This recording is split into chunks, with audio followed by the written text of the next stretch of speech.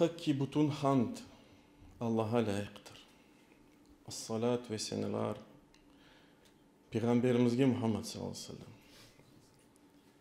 Kimni Allah doğru yoldan albarsa, kimse onu o yoldan çevirmez. Kimni Allah subhanahu teala sapıttırsa, kimse artık o insana hidayet беремес.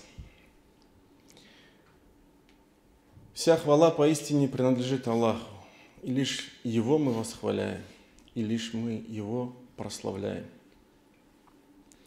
Того, кого Аллах наставит на истинный путь, уже никто не собьет с этого истинного пути. А тому, кому Аллах пожелал заблуждения, кого Он ввел в заблуждение, того уже никто не наставит на истинный путь. И я свидетельствую, что Мухаммад его раб и посланник. Амма ба'д. Ахиббати филlah. موضوعنا اليوم عن هداية الله. عن العدالة وعن إرادة الله في هذه الأرض. Мои дорогие братья и сестры, сегодня мы поговорим о руководстве, которое Аллах Субхану ва Тааля даровал всему человечеству с момента его сотворения, о его воле претворения на этой земле, о том, как этого достичь в наше современное время. Аллах Субхану ва Тааля создал людей, сделал их народами и племенами. И каждому народу направлял посланников, как он об этом сам сказал. وَلَقَدْ أَرْسَلْنَا رُسُولَنَا بِالْبَيِّنَاتِ. И мы уже направляли наших посланников с ясными знамениями. وَأَنزَلْنَا مَعَهُمُ الْكِتَابَ وَالْمِيزَانَ. И мы не спаслали с ними книгу. Каждому пророку давалась книга, руководство. И весы справедливости. لِيَقُومَ النَّاسُ بِالْقِسْطِ. Дабы люди жили на этой земле справедливо, то есть претворяли Его волю на этой земле. И также Аллах Субхану ва Тааля почтил нас, умму Мухаммада, тем, что направил нам и даровал нам печать пророков. И сказал нам: وَلَقَدْ كَانَ لَكُمْ فِي رَسُولِ اللَّهِ أُسْوَةٌ حَسَنَةٌ. И был вам в посланнике Аллаха прекрасный пример для тех, لِمَنْ كَانَ يَرْجُو الْيَوْمَ, для тех, кто желает награды в грядущей жизни, для тех, кто желает Аллаха, угоды Аллаха. И более того, такова сунна Аллаха Субхану ва Тааля. То есть более того, Аллах Субхану ва Тааля, говоря о предыдущих пророков, обращается к своему последнему печати пророков и говорит: мы их наставили, وَبِهُدَاهُمْ فَاهْتَدِي. И их руководству следуй, нашему пророку говорит. Нашему пророку велит. То есть возьми тот путь, по которому они шли. Такова сунна Аллаха. Такова сунна Аллаха, что Аллах Субхану ва Тааля, мало того, что Он поясняет, в чем верное руководство, но Он еще дарует живые примеры. Как будто бы говоря: вот он, живой пример. Как вам жить, как вам претворять мою волю на этой земле. Но, к сожалению, и на мой взгляд, из-за нападок на исламскую умму, в первую очередь, из-за идеологических вирусов, которые внедряются в эту умму, наша умма сегодня, она болеет. Причем у нее этих болезней множество. И голова болит, и сердце болит, и печень, и желудок, и так далее. Что проявляется в виде каких-то крайностей, в виде каких-то сектантств. И я сейчас не буду называть эти имена. Эти имена, они были в истории, есть и, возможно, еще будут продолжаться. Но я просто лишь подчеркну, что в основе тот, кто будет углубляться в это, он поймет, что это все козни сатаны, козни приспешников сатаны. Так известно, что шиизм возник непосредственно благодаря той деятельности, тому призыву, пропаганде, который вел Абдулла ибн Саба, который не был мусульманином. И то же самое касается и джабаризма, и кадаризма, и мутазилизма, если вы будете углубляться в это и читать, откуда это возникло, почему возникло и так далее. Это я говорю лишь для того, чтобы мы все задумались, ибо мы живем сегодня, ибо мы находимся сегодня в таком состоянии, когда, возможно, мы опустились на самое дно, как умма, как народ, как нация, исламская умма. Но не надо, естественно, никогда отчаиваться. И как говорил имам Ибн аль-Кайим, рахимахуллах, возможно, достигнув дна, ты оттолкнешься от этого дна и всплынешь, подняв в руки жемчужину. И наш путь – это путь всех пророков. И какими были пророки, увещевателями, такими и мы должны быть сегодня. Мы должны распространять Слово Аллаха. Мы должны объяснять, доносить волю Аллаха Субхану ва Тааля этим людям, которые нуждаются, в том числе и общество, в которое нас окружает, где мы живем, в этой нашей стране, в Украине в частности. И хвала Аллаху, этот центр, он прилагает к этому усилия, и другие центры прилагают усилия, и да воздаст Аллах всем благом. И на днях благая весть пришла, что на днях сестра приняла ислам, и эти ряды только пополняются, и дай Аллах, чтобы они всегда пополнялись. Так вот, как же выйти из этого состояния? Как нам преодолеть эти барьеры? Естественно, одного какого-то целительного бальзама, наверное, нет. Сложно найти. Сколько болезней, столько, наверное, и нужно будет лекарств и препаратов. Вот. Но сегодня именно я бы хотел поговорить об одном важном положении, касающееся нас, внутри нас, нашей уммы. И это положение, оно ярко изложено в словах пророка, саллаллаху алейхи ва саллям, которому была дарована мудрость, хикма, которому было даровано собирательное слово. Что значит собирательное слово? Когда человек говорит очень кратко, но очень многогранно и очень глубоко. И каждый хадис – это своего рода кладезь. И вот сегодня непосредственно я посвящу наставление свое именно одному из таких изречений нашего любимого пророка, саллаллаху алейхи ва саллям, который сказал: «Инна ахадакум мир'ату ахи». Поистине любой из вас или каждый из вас зеркало для своего собрата. И если он увидит вред, то пусть устранит его. То есть вред, который причиняет то ли ему, то ли его собрату. Пусть устранит его. А в другой версии пророк, саллаллаху алейхи ва саллям, сказал: «Аль-му'мину ахуль му'мин». Верующий брат верующего. Верующий зеркало для своего брата. Якуфу анху дайата. Он помогает ему в решении его житейских, бытовых проблем. Ваяхутуху мин вараихи. И оберегает его, опекает его, защищает его. Я именно попытаюсь раскрыть смысл, глубину этих слов. Что значит зеркало? Зеркало – это же бытовой предмет. И каждый из нас пользуется зеркалом чуть ли не каждый день. Пользуется зеркалом чуть ли не каждый день. дабы посмотреть, как он выглядит. Дабы посмотреть,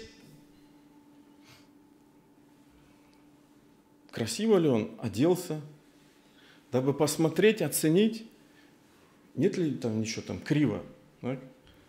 Там, я не знаю, шапка или рубашка или еще что-то. Верно? Так вот, и в первую очередь, как правило, ведь люди замечают что, или видят что, или зеркало показывает нам что? То, что приятно глазу, то, что радует глаз. И точно так же мы, дорогие братья, в отношениях друг с другом должны быть такими. Если ты, дорогой брат, есть зеркало для своего собрата, и он, смотря на тебя, видит себя, а ты для него зеркало, то ты в первую очередь должен показывать ему то, что достойно внимания, то, что поощряется. Например, однажды пророк, саллаллаху алейхи ва саллям, молился вместе с подвижниками в мечети. И вот они уже уходят в руку. И тут залетает в мечеть один из подвижников. Залетает, дабы застать этот ракят. Абу Бакр, по-моему, если не ошибаюсь, его имя. Это вызвало шум, то есть и отвлекло от намаза. Завершив намаз, пророк, саллаллаху алейхи ва саллям, обратите внимание на то, как пророк, саллаллаху алейхи ва саллям, дал наставление в данном случае. Что он сказал? Ведь мы знаем из фикха, что так делать нельзя. И, скорее всего, каждый из нас, если подобное увидит, как правило, большая часть, скорее всего, скажет, так делать нельзя. Как сказал пророк, саллаллаху алейхи ва саллям? Что он сказал? Он сказал: «Задака Аллаху хирса». Пусть Аллах увеличит твое это устремление, это стремление. То есть он подчеркнул, как зеркало, то, что достойно внимания. Потому что он понял, что он хотел застать ракят, чтобы удостоиться большей награды. И он это подчеркнул. Да увеличит Аллах твое устремление. Однако, ля та'уд. Больше этого не делай. То есть лучше это не делать. Не надо это делать. То есть идете на намаз, идите спокойно. То, что застанете, застанете. То, что не застанете, восполните, как это подчеркивается в других сообщениях. Это первый момент. Поистине в этот день есть такой промежуток времени, когда Аллах Субхану ва Тааля принимает покаяние и принимает мольбу. Я очень надеюсь, что мы застанем все с вами этот промежуток. Просите у Аллаха прощения, ведь поистине Он прощающий. Поистине вся хвала принадлежит Аллаху, и лишь мы Его восхваляем и восславляем. Амабад. Так вот, мои дорогие братья, первое, что мы должны в отношении своих собратьев, это, будучи их зеркалами, видеть и подчеркивать те положительные стороны, которые в них есть. И лишь потом, если есть какой-то недостаток, нам надо на него указать. Вторая особенность зеркала. Зеркало – это же предмет такой, который отображает действительность. Это не микроскоп, который увеличивает какой-то участок и показывает его в масштабе. Отображает действительность, не искажает. Есть, конечно, кривые зеркала, но об этом чуть позже. Не искажает. Так вот, мой дорогой брат, каждый из нас в отношении своего собрата должен быть именно таким зеркалом. Он не должен, если он увидел какой-то недостаток в своем собрате, увеличивать его, преувеличивать его. Он должен отдавать должное должному. Например, очень яркий случай сиры пророка, каждый наверняка его знает, но мы его рассмотрим именно с этой призмы.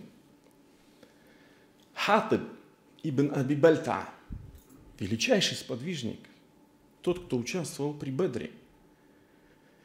Пророк, саллаллаху в Медине готовится, обсуждает план открытия Мекки.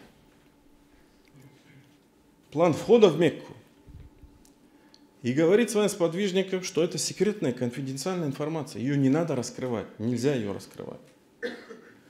Но что делает Хатиб ибн Аби Бальта?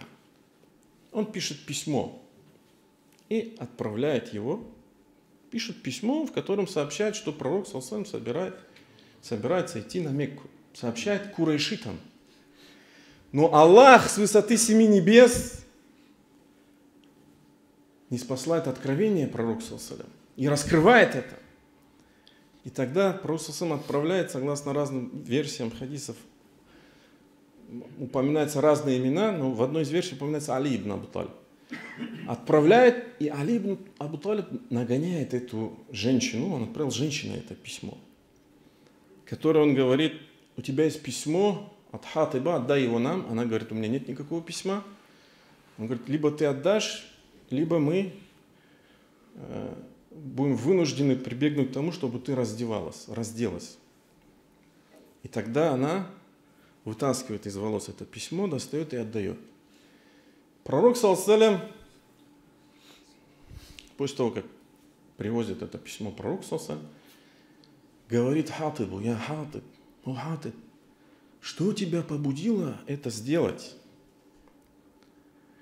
На что Хатиб отвечает. А при этом Омар ибн аль-Хаттаб говорит: о посланник Аллаха, позволь мне отрубить ему голову. Сразу, сходу. Потому что это в очевидной форме выглядит предательством.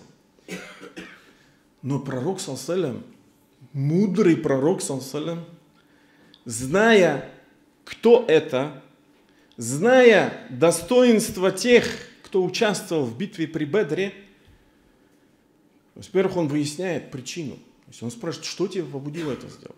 Хатиб говорит: клянусь Аллахом, о посланник Аллаха, я не проявил неверия. То есть я верю в Аллаха, его посланника. Я не отрекся от религии. Однако моя семья осталась в Мекке. И я очень был близок к курайшитам, хотя не являюсь курайшитом. А все, кто здесь из подвижников, из числа мухаджиров, они, как правило, курайшиты. И я опасался, что моей семье навредят. И я знал и знаю, и верю, что Аллах дарует тебе победу в любом случае. Поэтому я написал это. И какова была реакция пророка, саллаллаху? Он сказал: «Лакад садакакум». Он был правдив, он не солгал. То есть пророк, саллаллаху, зная все это, достоинство участников, зная сподвижников, чувствуя этих людей, как и мы должны чувствовать, каждый из нас своего собрата, он верно оценил ситуацию. Сказал: он был правдив, отпустите его. Это как пример. Идем далее. Зеркало, еще одно такое свойство есть, да? Зеркало, чтобы оно показало красоту, показало недостатки, оно еще должно быть, ко всему прочему, чистым. Ну, если оно грязное, мутное, то что вы там увидите? Что-то непонятное, что-то мутное. Так вот, мой дорогой брат, Если ты хочешь, а каждый из нас должен быть зеркалом для своего собрата, прежде чем о чем-то беседовать со своим собратом, что-то советовать, ты должен быть как зеркало, то самое зеркало, которое Пророк говорит, сам чистым. Чистым ты должен быть. И об этом немало сказано. В частности, Аллах, Субхану порицая верующих, говорит: то те, которые уверовали, почему вы говорите то, чего не делаете? Кабура мактан индаллах. Велика ненависть Аллаха. Тогда, когда вы говорите то, чего не делаете. И, как известно, этот аят был ниспослан о тех, которые говорили пророку в мекканский период: о пророк, давай, когда же мы будем давать отпор? А когда было ниспослано веление дать этот отпор, они обратились вспять. И да упасет Аллах каждого из нас от такого. Или, как сказано в одном из сообщений, благ тот, который ищет свои недостатки. Кто-то говорит, что это хадис, но этот хадис слабый. Поэтому я говорю, как одно из сообщений. И очень важно, как я уже подчеркивал, правильно, верно отражать своего собрата. Чтобы наша умма, чтобы наше общество было здоровым изнутри. А оно так нуждается сегодня в этом. По поводу кривых зеркал, по поводу этих образов, которые я сейчас приводил. Вот каждый, если глубже задумается на самом деле, он увидит, что наша умма сегодня, это сплошные кривые зеркала. Кривые зеркала или вообще разбитые зеркала. Грязные зеркала. Поэтому, мои дорогие братья и сестры, я призываю в первую очередь самого себя, а потом всех вас.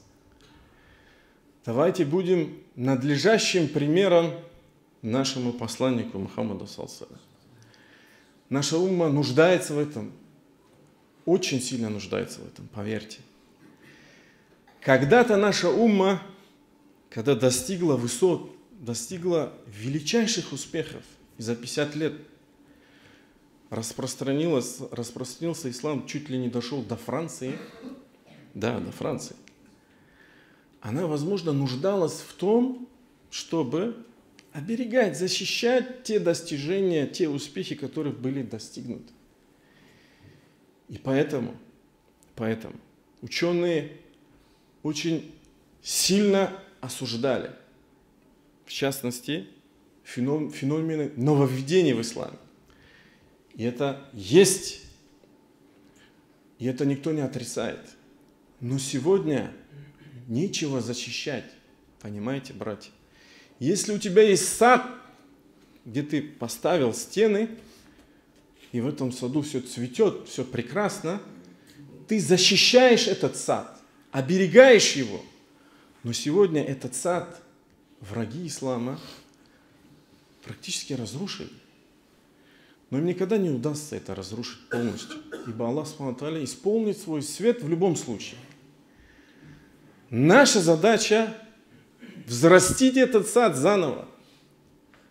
Вот я об этом сегодня говорил.